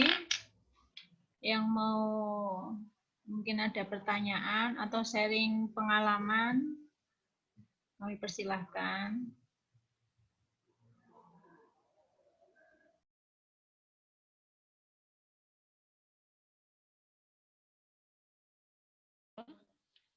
Ayah, Bunda.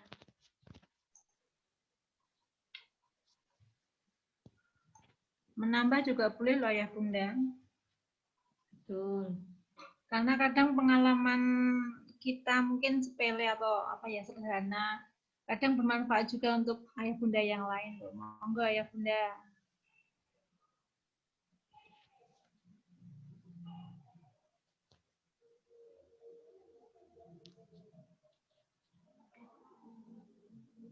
Monggo ya Bunda. Maka ada yang mau menambahi, silahkan. Boleh lewat chat juga nggak apa-apa.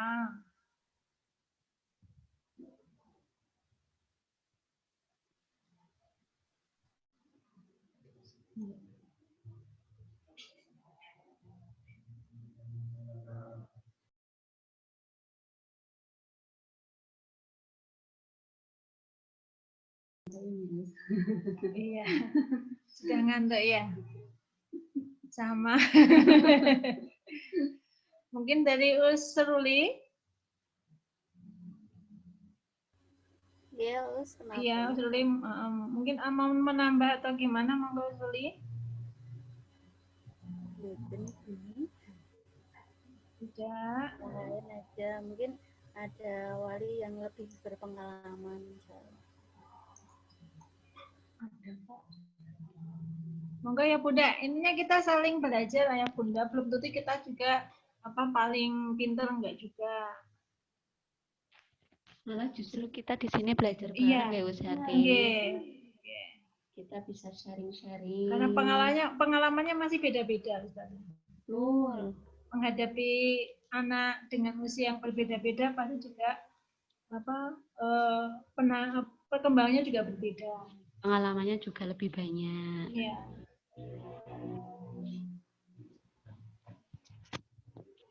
Monggo. Atau mau minta diajarin nyanyi? Sampun, nanti yang sudah pada tidur kasih ya. Iya, betul. Sampun aku makin nyanyi enggak malah pada bangun semua nih. Atau dari mau kasih persoalan berhitung? Oh, Jangan ya. Ini sudah malam ini. Malam ya. Jangan berpikir keras-keras. Betul.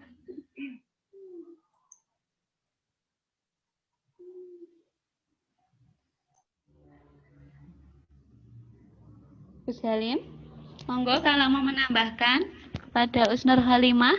Ini master trainernya ini. Ya.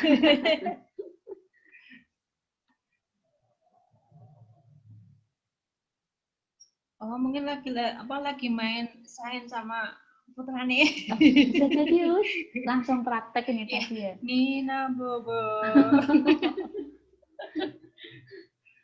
Monggo Gus Halim, kalau mau menambahkan boleh.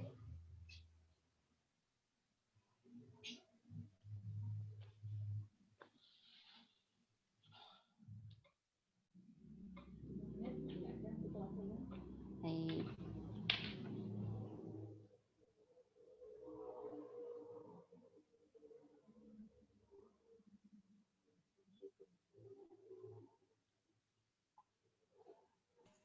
Udah jelas Us kalau saya. Enggak yang lain.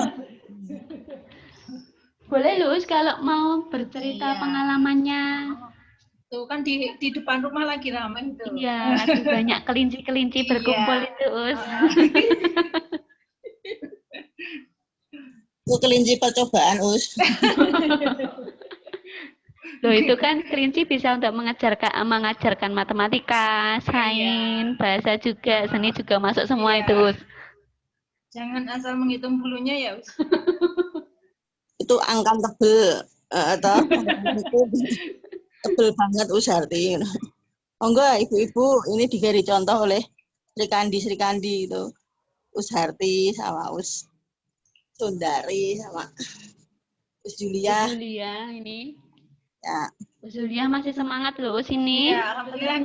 Padahal biasanya sudah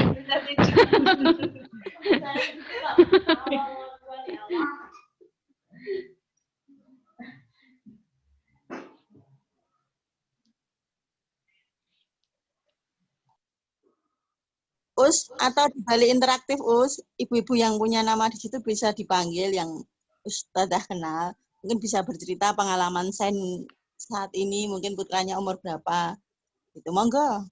Itu kalau nggak ada yang bertanya kan narasumber berhak bertanya. Narasumber ibu-ibu yang di situ bisa bertanya gitu ya, bukan narasumber ya. Narahubung gitu ya. Monggo. Mungkin yang tadi terlambat sudah. Oh iya, ada Bu Ani. Ada siapa lagi ya? Tadi yang terlambat banyak sekali. Banyak Us. sekali ya di depan tadi ya. Itu karena kesalahan kita. Kita di sini tadi juga nervous ya, Bu. Ini kenapa ini? Monggo ada mungkin Bu Ani, bundanya Mbak Alfa. Nah, ada juga bundanya Mas Aidan. Ini Bunda Yazid, ayo ini juga ini loh. Ya, banyak loh ini bunda-bundanya ya. Apa Usiana juga boleh. Monggo. Ini pengalamannya banyak sekali. Ya. Atau ayah bundanya Mas Maula. Monggo, boleh kita mau berbagi.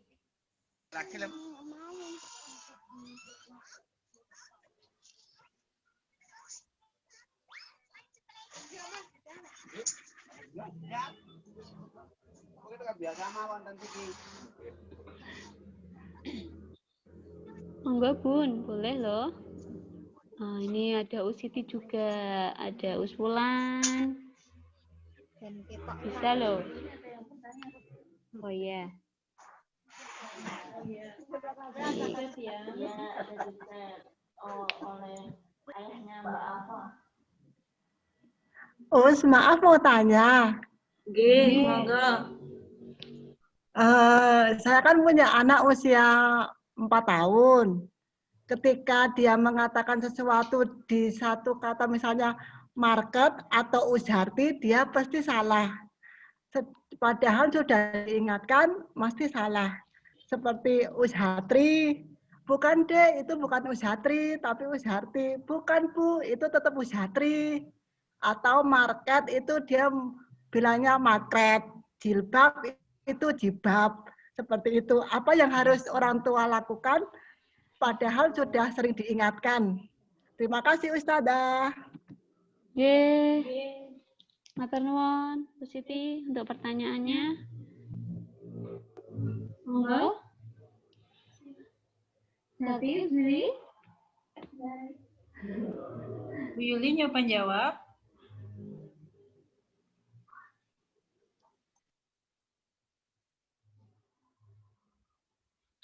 Nggak usah deh.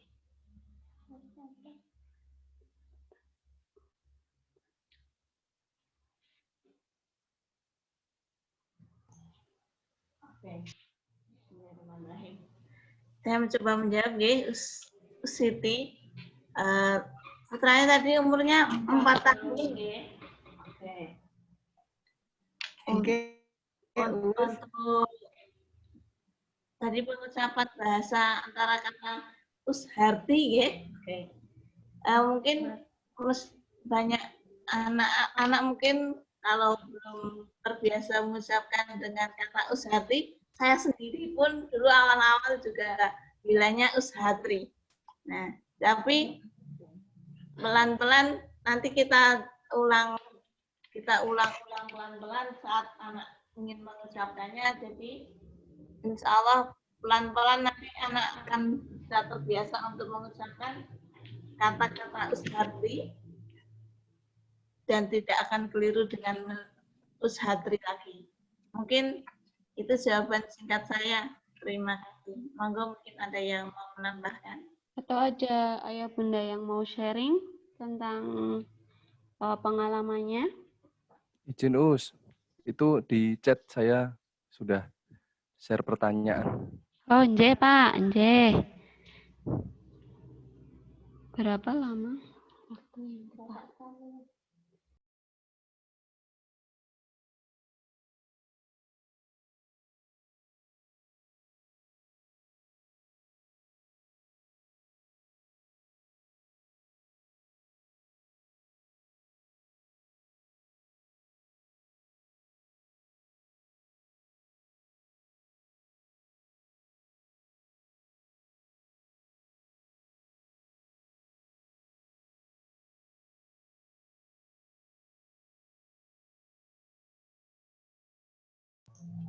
Nggih, untuk pertanyaan dari Bapak Satrio, mau tanya, boleh?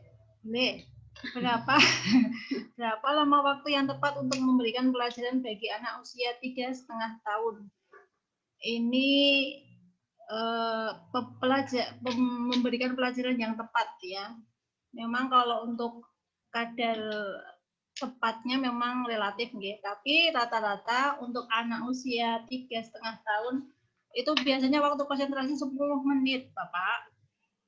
Jadi mungkin kalau lebih dari 10 menit nanti anak-anak udah mulai apa ya istilahnya ya? Iya, nanti iya harus kita rilekskan dulu mungkin dengan kegiatan yang lain. Jadi intinya jangan diberikan secara maraton. Tapi mungkin kalau kondisi anak tetap bisa enjoy dilanjutkan ya monggo. Tapi rata-rata anak usia 3,5 tahun itu sekitar 10 menit. Enggak sekitar itu. Begitu Bapak, mungkin ada yang lain mau nambah juga boleh. Ya, sedikit tambahan Us. Enggak. Terima kasih atas pertanyaan, atas jawabannya, atas tanggapannya. Yang jelas memang kalau kita lihat ya tepat sih 10 menit gitu ya, karena setelah itu anak-anak biasanya sudah bosen gitu ya.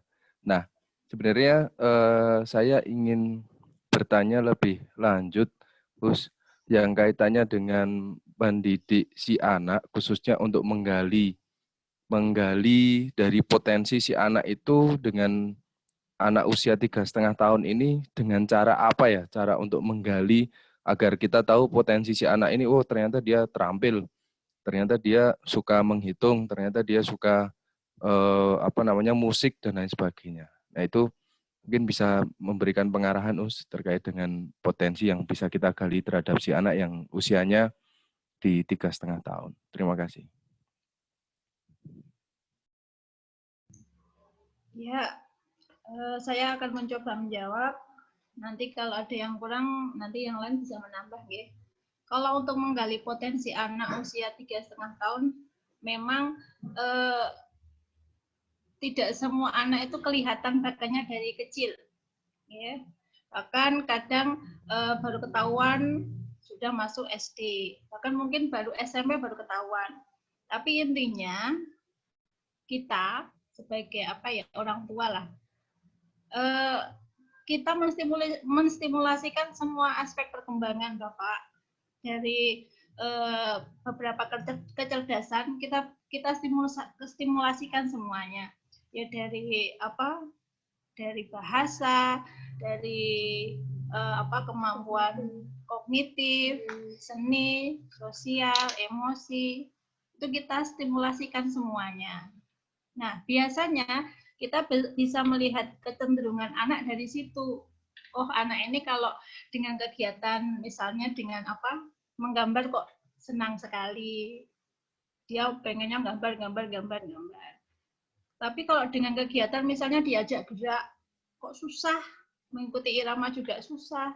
Nah, dari situ paling nggak kita bisa meraba, oh anak ini kecenderungannya ke sini. Jadi pada intinya seperti itu. Kita berikan stimulasi dari semua sisi aspek perkembangan. Oke. Memang kita tidak tahu kapan akan munculnya. Tuh. Kadang bakat dari orang tua juga belum tentu sama ke anak. Oke. Mungkin Ustazah yang lain mau menambah. Bu Ruli mau menambah? Atau Salim?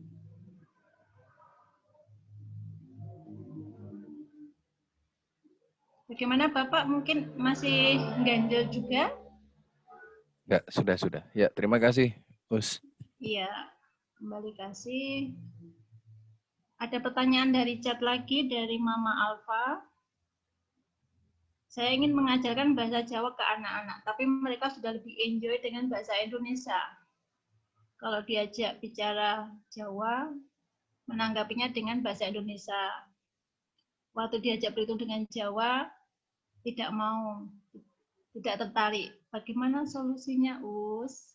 Nah. Kalau yang seperti ini, sepertinya kita butuh keteraturan, ya. Jadi pembiasaan untuk mengajak bicara dengan bahasa Jawa. Jadi kalau kita ngajak bicara dengan bahasa Jawa, tapi anak menanggapi dengan bahasa Indonesia, mungkin kita bisa mengajak coba dijawab pakai bahasa Jawa, yuk pakai bahasa Jawa yang kromong, ya Us. Ya itu. Bisa nanti kalau pas Ananda bisa menjawab atau bisa berbicara bahasa Jawa, kita bisa ngasih reward, bisa mengasih semacam hadiah. Tapi tentunya hadiah itu tidak diberikan secara terus-menerus, nggih, Us? Atau bagaimana? Monggo, mungkin ada ayah bunda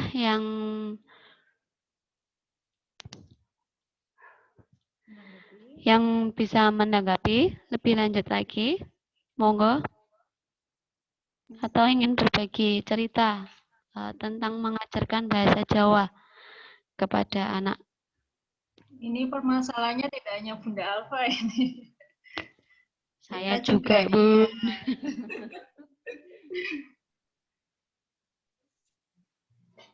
Lebih susah memang bahasa Jawa, karena nggak terbiasa ya usia. Iya, betul. Soalnya lingkungan bermain sesama anak yang sebaya itu mereka juga menggunakan bahasa Indonesia, Us. Iya. Meskipun orang tuanya masih menggunakan bahasa Jawa. Iya. Jadi lingkungan pun juga mempengaruhi. Iya. Kita juga punya pengalaman anak didik, Bu. Sebelum masuk ke Anur, dia itu bahasa Jawanya hebat sekali. Karena memang di rumah pembiasaannya bagus. Tapi begitu masuk di kita, ya itu sedikit-sedikit pudar. Itu juga jadi permasalahan orang tua juga sih. Ya, kan memang lingkungan, iya, lingkungan. Oke. Bagaimana Bu? Iya. Bisa jadi PR kita juga kalau kita tetap bisa mengajarkan bahasa Jawa kepada anak. Sebenarnya paling enggak kalau bahasa Jawa itu mungkin untuk pembiasaan komunikasi aja dalam keseharian. Kalau di tempat kita berusaha menggunakan bahasa Jawa untuk bergaul setiap hari. Tapi kalau dalam pembelajaran memang tetap bahasa Indonesia.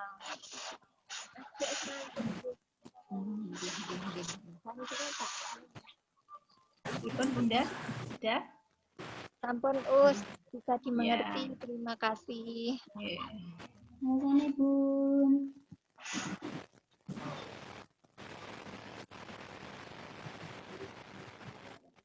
Oke, baik. Oke, berhubung waktu sudah malam, kami ucapkan terima kasih untuk Ayah Bunda yang sudah bersedia meluangkan waktunya untuk bergabung bersama, untuk belajar bersama, sharing bersama di ruang Zoom kita malam ini. Terima kasih atensinya. Kita tutup bersama-sama dengan membaca doa kafaratul majelis. Subhanakallahumma wa bihamdika asyhadu an la ilaha illa anta astaghfiruka wa atubu ilaih. Alhamdulillahi rabbil alamin. Dari kami, jika banyak kekurangan, kami mohon maaf yang sebesar-besarnya. Wassalamualaikum warahmatullahi wabarakatuh. Waalaikumsalam warahmatullahi wabarakatuh. Monggo.